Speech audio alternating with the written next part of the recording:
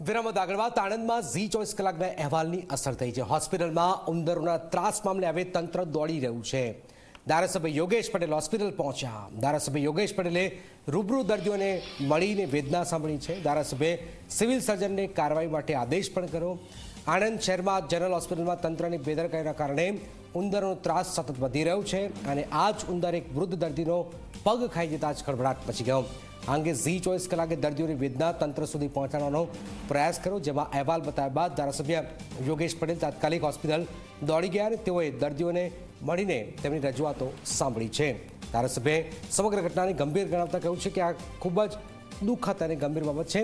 તેઓએ દર્દીઓને માફી માંગી હતી અને તેમજ હોસ્પિટલમાં જુદા જુદા વિભાગની મુલાકાત લઈ નિરીક્ષણ પણ કર્યું, તેમજ ભવિષ્યમાં આવી ઘટનાઓનું પુનરાવર્તન ન થાય તે માટે જનરલ હોસ્પિટલના સિવિલ સર્જનને પણ ત્વરિત કાર્યવાહી કરવાનો આદેશ પણ આપ્યો છે। અમે ખૂબ સંવેદનશીલ થઈને દર્દીની માફી માગી છે। આણંદ જનરલ હોસ્પિટલ ખાતે જે બનાવ બન્યો છે દુઃખદ છે।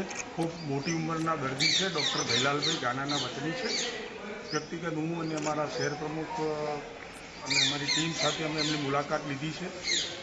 સિવિલ હોસ્પિટલમાં જે કંઈ જરૂરી સર્વિસ ઉપલબ્ધ કરાવવાની છે તે બાબતે સૂચના પણ આપી છે। એટલે અહીંયા જે જૂની સિસ્ટમો છે ત્યાંથી ક્યાંક ઉંદેડો આવ્યો હોય તેવું દેખાઈ રહ્યું છે, પણ એ બધી જ નળીઓ અથવા જે બાથરૂમોના જે ગંદા પાણી જવાના જે રસ્તા છે એને પણ સીલ કરવા માટે તાત્કાલિક ટીમ બોલાવી છે અને બધું સારી રીતના કરી દે એવી સૂચનાઓ અપાઈ છે।